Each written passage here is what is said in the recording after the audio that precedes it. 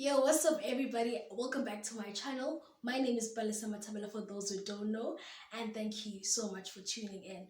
As we have seen the title, I'm talking about my journey with anxiety, especially as a Christian.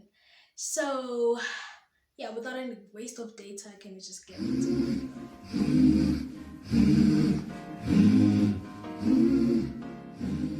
So this is how it goes. I started having symptoms of anxiety around.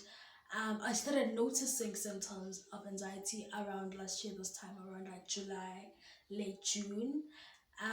Schools were closed. I was doing matric last year, and I would consciously be someone who is feeling so nervous, so scared. Like nothing is happening, just chilling at home. Nothing is really happening. Nothing hectic is happening. But I would just feel so scared.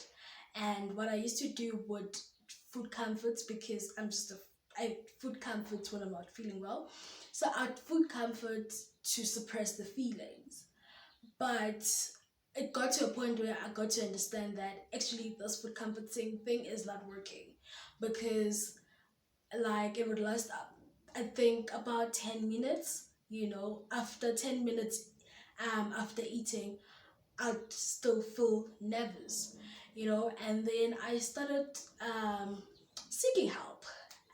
Started talking to my family about it, and then I got my aunt to help me, and she told me, Uti, the symptoms that you're having, it's actually anxiety, um, and it is associated with panic attacks.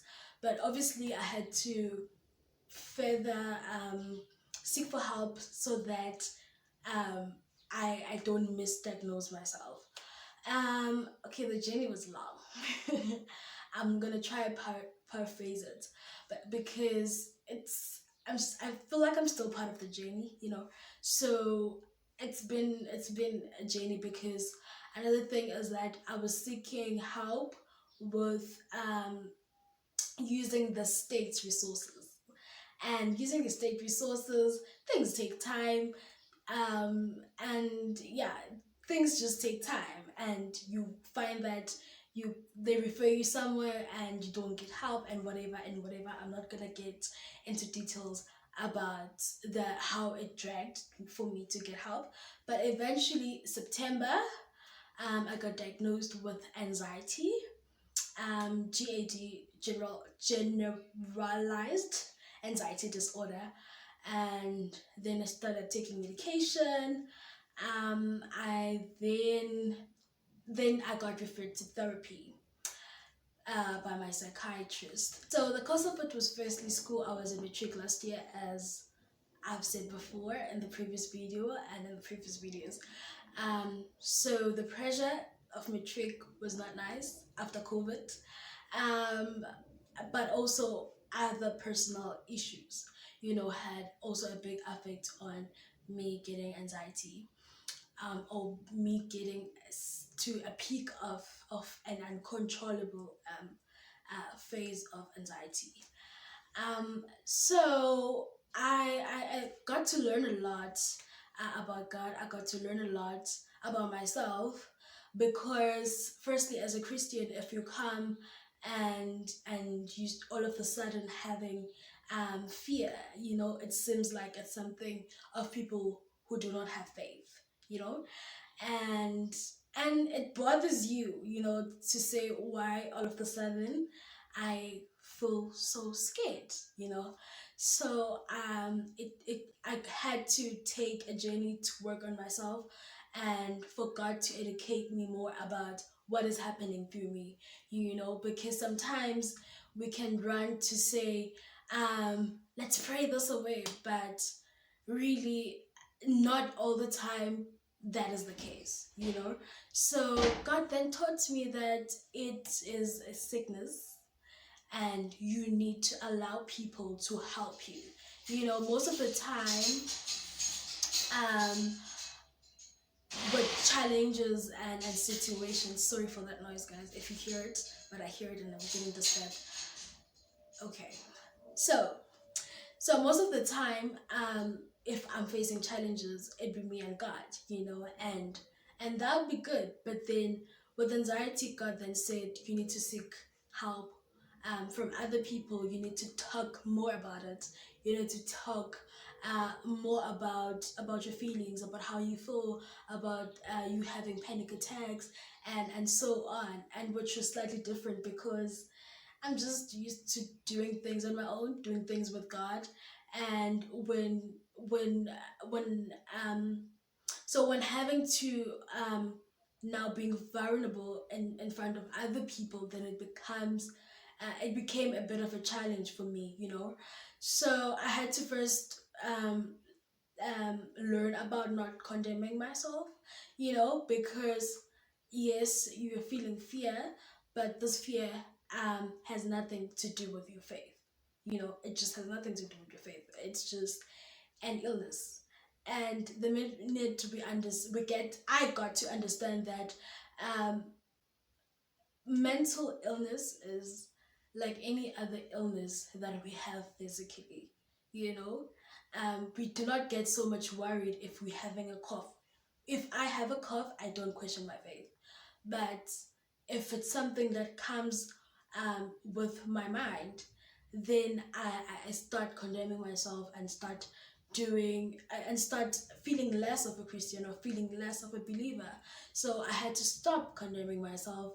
I had to be in an adventure, I can say that, where God is leading to something that I don't know.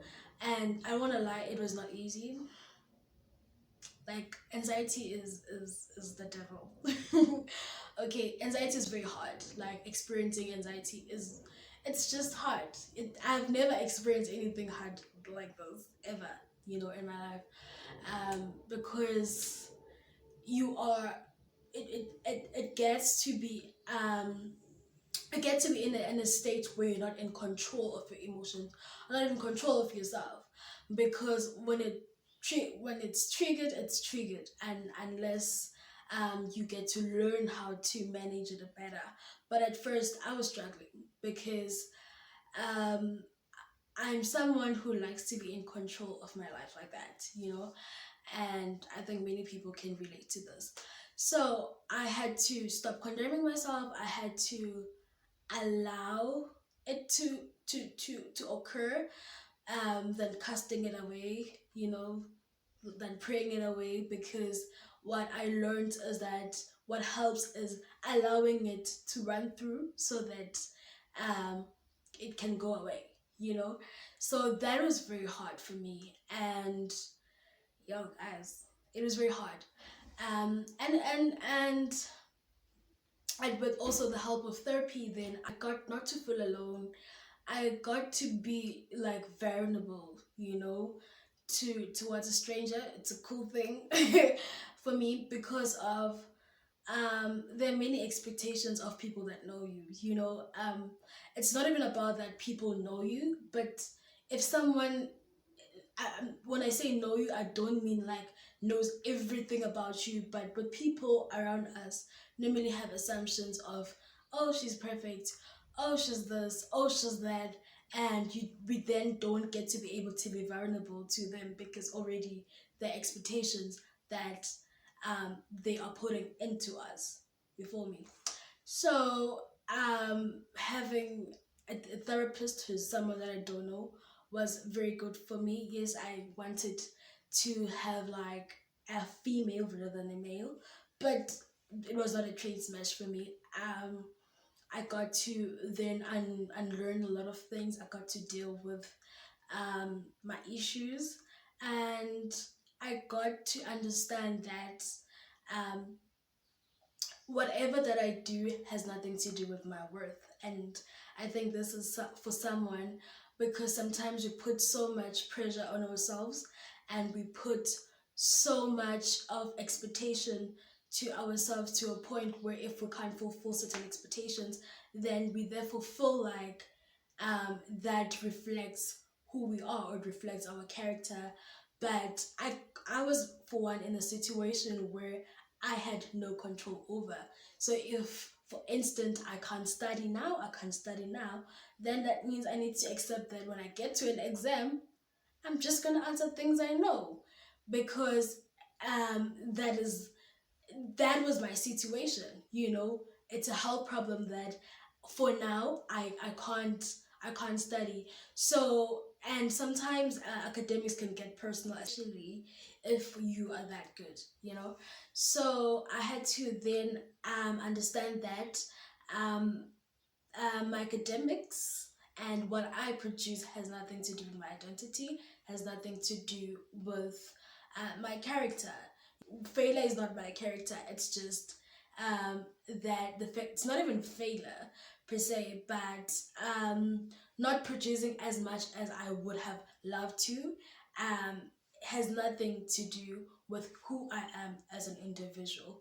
So yeah, I think those are the things that I've learned, not to condemn myself, um, opening up to people, um, learning about learning to give God and let Him handle the situation, and also even if I got help from like therapists, still give Him His place, and still be able to be vulnerable to God, because He's the Alpha and the Omega at the end of the day. So without him, I wouldn't be alive, let alone anything, just alive. And that may sound cliche, but hence I don't want to get too more details. But the truth is that people who know that are close to me can tell you that I wouldn't have been alive. Period. So allowing God for me was one thing that helped me. Um, not condemning myself, and being able to open up to other people, because that also helps. And not assigning my identity to anything, and I know that it's something that most of us struggle with, but I had to learn that. And yeah, guys, those are the things that I wanted to share to you guys about my journey with anxiety.